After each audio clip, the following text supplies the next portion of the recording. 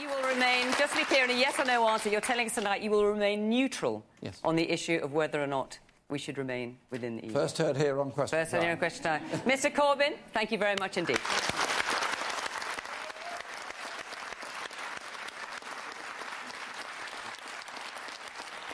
The question was, when will you release the Russian report? Let me tell you... This is the report into whether or not there was Russian interference or any kind of influence. There is absolutely no evidence that I know of. If that's the case, then why not release it? To show any interference in any British electoral event. This is real, I'm sorry to say, and with great respect, so this is complete Bermuda Triangle stuff. I think the way that you speak about Muslim women in particular and the way that you've spoken about race in the past is completely characteristic of the way your government has dealt with all the issues it's come across since 2010. It's been characterised by complete carelessness, by callousness, the way you treated people through the DWP, the way you treated the victims of Grenfell, the hostile environment. It's completely... Well, you say you visited hospitals and you've spoken to public service workers, but I think you yourself know you haven't been welcome when you've been to speak to them. I think it's completely insulting for you to stand there and talk about all the investment you're going to bring when it's your austerity policies that have brought... We're having an inquiry into all Islamophobia and all types of prejudice in the Conservative Party. Of course we will do that. Labour has become the second political party after the BNP to be investigated by the Equality and Human Rights Commission. How do you feel to be in that kind of company? It's our process that is being looked at, and I'm very happy about that. We've laid ourselves completely open to it. Jo Swinson.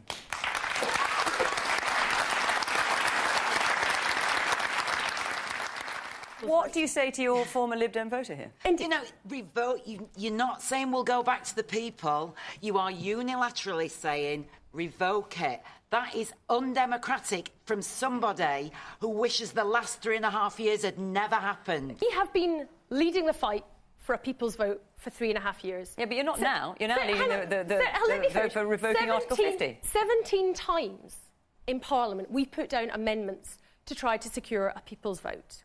If Jeremy Corbyn and the Labour Party had backed that with sincerity, then we might be having a people's vote right now instead of a general election. I don't envisage being in a coalition government with Labour. I think it would be a less formal arrangement than that if we're in that situation. If Jeremy Corbyn wants the support of the SNP, I don't think it should surprise people to hear me say that I would ask him to respect the right of the people of Scotland to choose their own future. And I don't think he'll turn his back on ending austerity in order to block that right.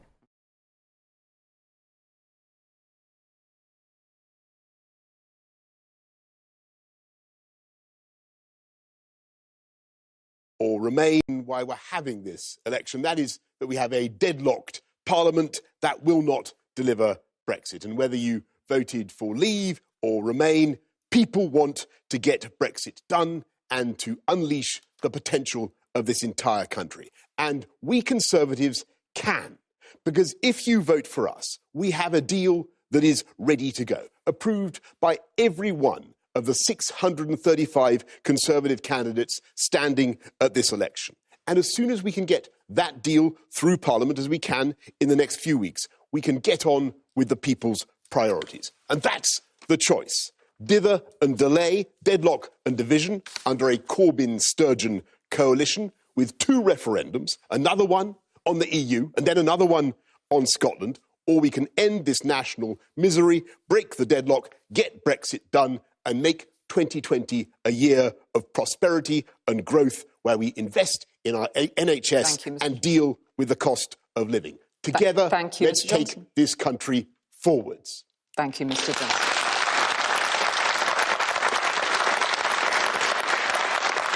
Well, we invited viewers from right across the country to submit questions. We've selected the questioners and they are in the studio with us this evening. The 2 leaders don't know what they'll be asked. Also here, the people who will listen to tonight's debate. Some have voted Conservative and some Labour in the past, and some have voted for other parties across the UK. And our first question tonight comes from Kath Sherlock from Bradford. Kath. Both of you have promised that Brexit will be resolved in the next few months. But you're really telling us the truth. There have been so many broken promises. Can you reassure me that we will not be talking about this forever? Thank you very much indeed, Kath. So a question about the timetable for Brexit. To respond first, Mr Johnson. Well, thank you very much, Kath. And yes, we certainly will come out on January the 31st because we have a deal that, as I say, is oven ready. It's ready to go. And it's approved, as I say, not just by our friends and partners in the EU, but by every one of the 635 Conservative candidates. And it delivers everything that we wanted from Brexit. Our whole country comes out entire and perfect, England, Scotland, Wales, Northern Ireland together, and there is a sharp distinction between what we are proposing, getting Brexit done, unleashing the potential of this country, and next year, dither and delay with another referendum on the EU when Jeremy Corbyn, Mr Corbyn, cannot tell us which side he would campaign on. OK, thank you, Mr Johnson. Your time's up for your first response to Kath's question. Our priority is obviously to get it sorted. We will, within 3 months, negotiate a credible leave option with the European Union and within 6 months put that to a referendum of the British people to decide between that option of leaving whilst protecting jobs and trade and the Good Friday Agreement with Europe, or remaining as full members of the European Union. That will be the choice put before the British people. The idea that the Prime Minister, Boris Johnson's deal can be dealt with and finished by the end of January is such nonsense. What he's proposing is a trade deal with the United States that would take at least 7 years to negotiate, whilst at the same time saying he would negotiate a special trade deal with the European Union. The two things are actually incompatible. Thank you, Mr Corbyn. So let's...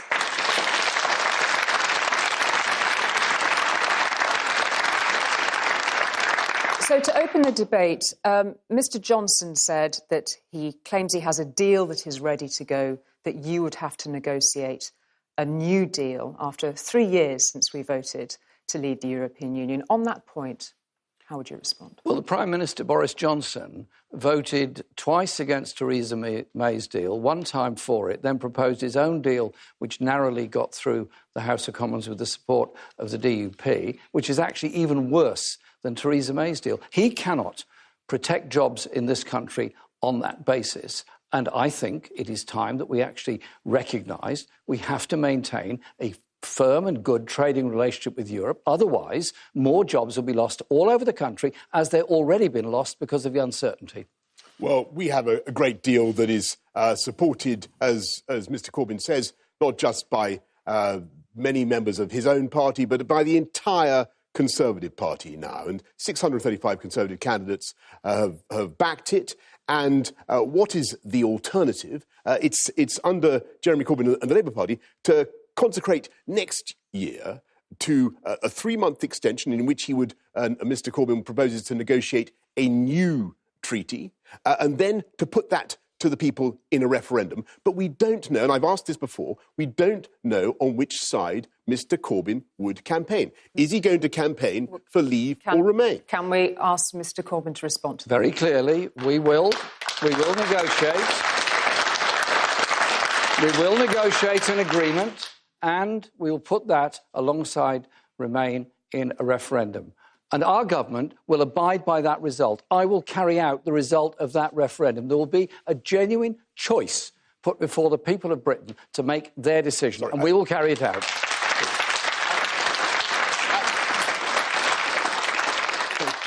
At this election, what we're asking is for a mandate to govern. And Mr Corbyn is asking the people for a mandate to conduct a new negotiation next year when we don't need one because we've already got a deal. I think what people need to understand is whether he believes in the deal that he is proposing to do. Does he actually want to do this deal? Because if he doesn't believe in it, or if, absurdly, he was then going to campaign against it in the forthcoming Perhaps you'd like to put the question directly to Mr Corbyn. What is the point of Brussels offering him this deal? And I wonder whether Mr Corbyn could now tell us, are you going to campaign for leave or remain? I want to bring people together, therefore there will be a referendum in which that decision will be made by the British people, and our government will abide by that decision. When you say you'll get it done, really, Mr Johnson, you are going to embark on probably 7 years of negotiations with the United States on a trade deal. You've already indicated that you will allow our National Health Service to be put at risk by a trade deal with the United States. You've already indicated that you would do a Canada-style agreement, which took at least 7 years to negotiate. So you're not going to get it done in a few months, and you know that perfectly well.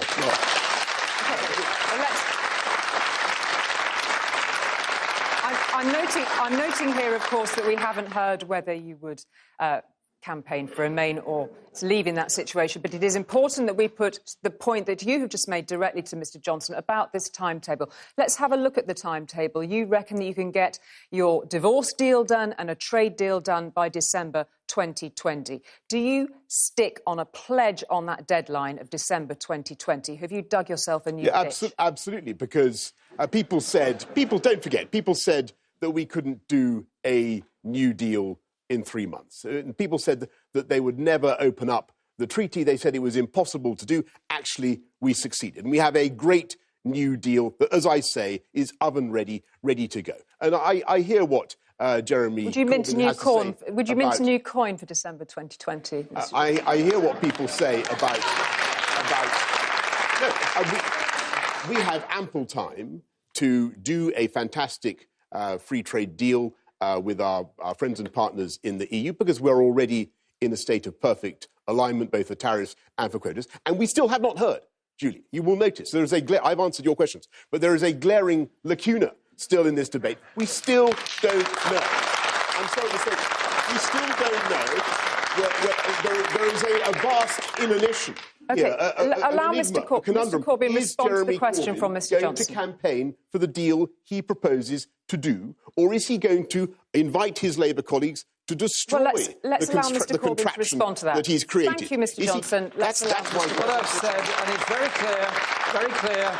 3 months to negotiate, 6 months for a referendum, and that will bring that process to an end. What we know of the government's proposals, what we know of what Mr Johnson has done, is a series of secret meetings with the United States in which they were proposing to open up our NHS markets, as they call them, to American companies. Freedom of Information Act request was made in order to find out what happened at these meetings. That's what happened at these meetings. Every single line of this document redacted out.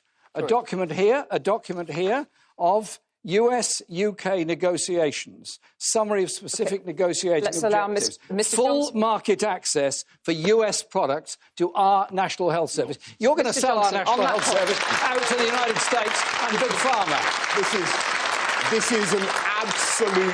is an absolute invention. It is completely untrue. There are no circumstances whatever in which this government or any Conservative government will put the NHS on the table in any trade negotiation. Our NHS will never be for sale. And I'm amazed how often this comes up. The only reason that it comes up is because Mr Corbyn is trying to conceal the void at the heart of his Brexit policy and refusing to answer the question of which side he would take.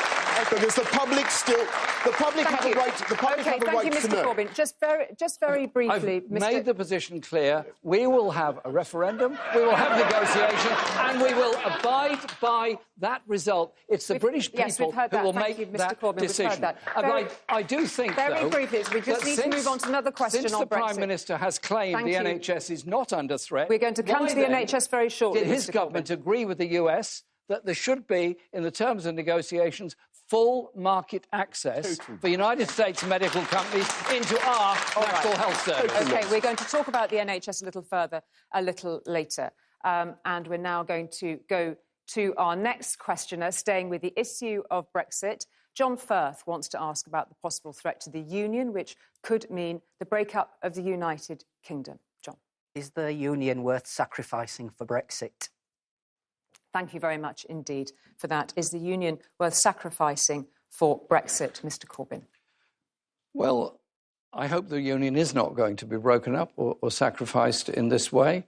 But the agreements that the Prime Minister negotiated, or he's put towards to Parliament, was about creating a border between the Republic of Ireland and Northern Ireland, creating a different customs arrangement for Northern Ireland with the rest of Ireland, having promised to the Democratic Unionist Party he would never do that. Clearly, there is an issue there. clearly there are issues all around about this deal that he's proposed. And I do think that this deal is damaging to this country, damaging to the rights we have at work and consumer protection and environmental protection in this country, and very damaging to manufacturing industry jobs all over Britain, some of which have already gone because of uncertainty over Brexit. Thank you very much indeed, Mr Corbyn. Mr Johnson. We have a deal that keeps the whole of the UK together as we come out of the EU. And, of course, Jeremy Corbyn and the Labour Party, be in no doubt about it, in order to secure power and the keys to number 10, are going to do a deal, and they probably already have done a deal, with Nicola Sturgeon and the SNP to form a Corbyn-Sturgeon coalition. And the price of that deal, the price of Nicola Sturgeon's support, let's be in no doubt, she's made it absolutely clear, would be a second referendum on the union with Scotland. I don't think we need another referendum on the union with Scotland. I've ruled it out. We had one in 2014. The people of Scotland voted very substantially to stay in the most successful political partnership of the last 300 years. Why put this country, this great country, through another referendum on Scotland? And why have a second referendum? OK, thank you very much indeed. And why have a second referendum on the EU? Time up on your first response to that. Thank you very much indeed. So just as a quick, set something down in front of us, gentlemen, for clarity, is the union more important than Brexit, yes or no? I think I ought to be able to reply to this nonsense. Will you be able to rely? I'd just like to have the idea there's going to be a coalition between Labour and the SNP. There's not going to be a coalition between Labour and anybody else. There are no deals that have been done, and there will be no deals that are done. OK. For clarity, is the union more important than Brexit, Mr Corbyn? Yes. Our country is obviously very, very important, and we have to bring this business to a close, and that's why we're proposing a trade deal with Europe or staying in, one or the other, as a way of bringing this issue to a close. Thank you, Mr Johnson.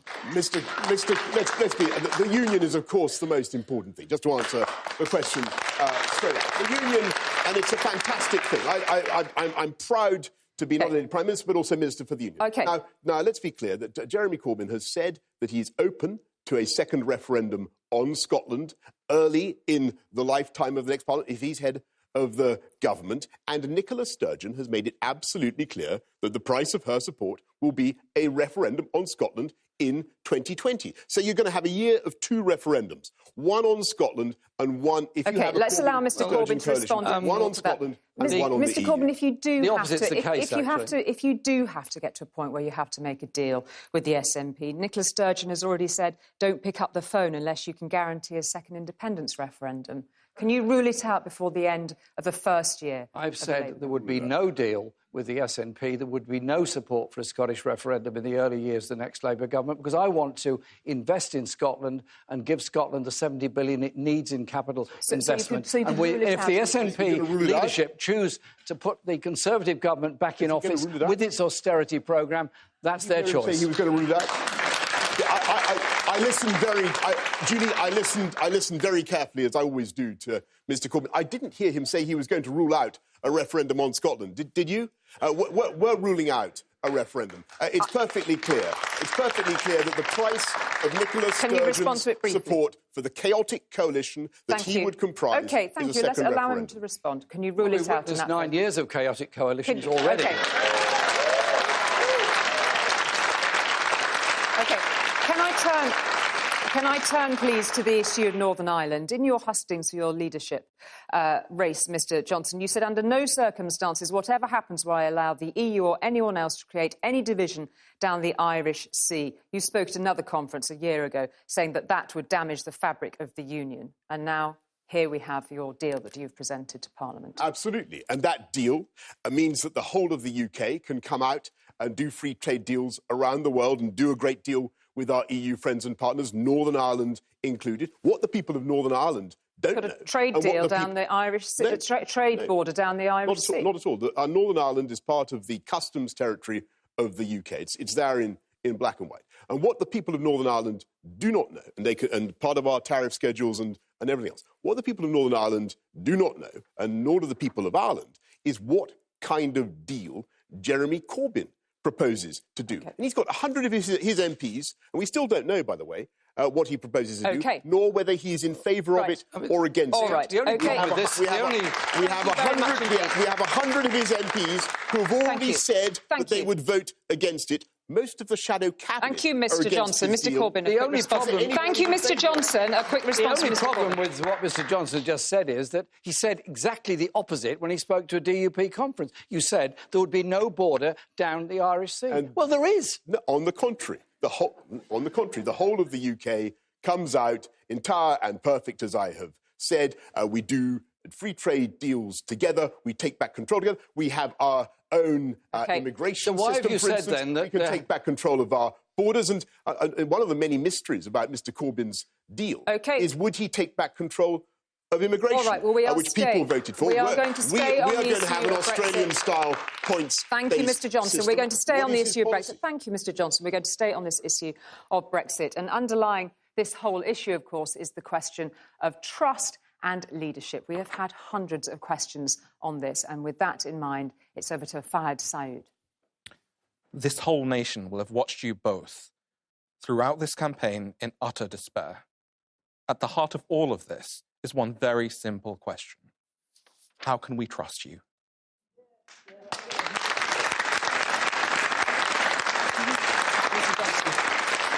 Under your leadership, the debate has become toxic and degraded, with an appalling level of lies and childish abuse.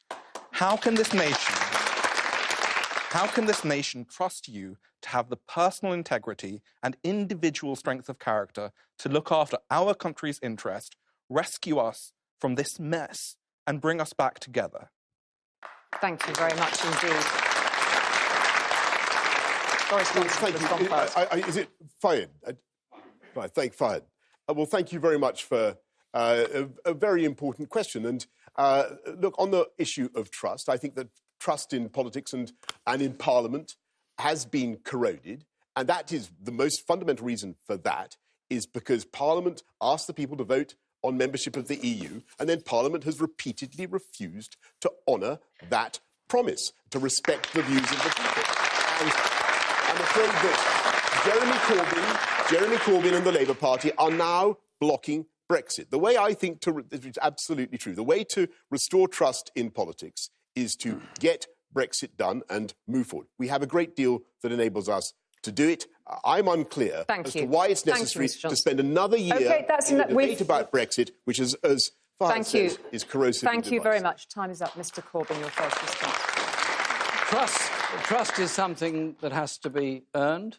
And as a public representative, you have to listen to the people that elected you in the first place, and you have to listen to people all over the country in all walks of life. I spend a great deal of time travelling around the country, listening to people, be they chief executives, workers, people sweeping the street, or the homeless. Everybody you meet knows something you don't know. Leadership is about listening to people, trying to put their ideas into practice and finally come to a decision in which you can take a country and our society forward. My style of leadership is actually to listen to people and try and bring consensus together in my own party and obviously within Parliament. Because the issues we face of division in our society do have to be conquered. They're not going to be conquered by diktat, but only by listening and taking us forward that way. To keep you both the time. Thank you very much.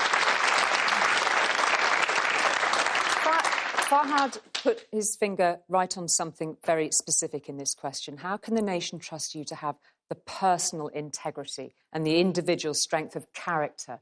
Mr. Corbyn, how would you respond to that particular point? I think we have to represent people, take decisions and be honest with people about why you're taking the decisions that you are and how to bring people together. My whole strategy on Brexit has been to recognise whether you voted Remain and live in a private rented accommodation and in Port and in London, voted Leave and you live in the north and are in the same situation, your issues are the same. The problems of poverty, inequality and division within our society. Bring people together, don't divide them.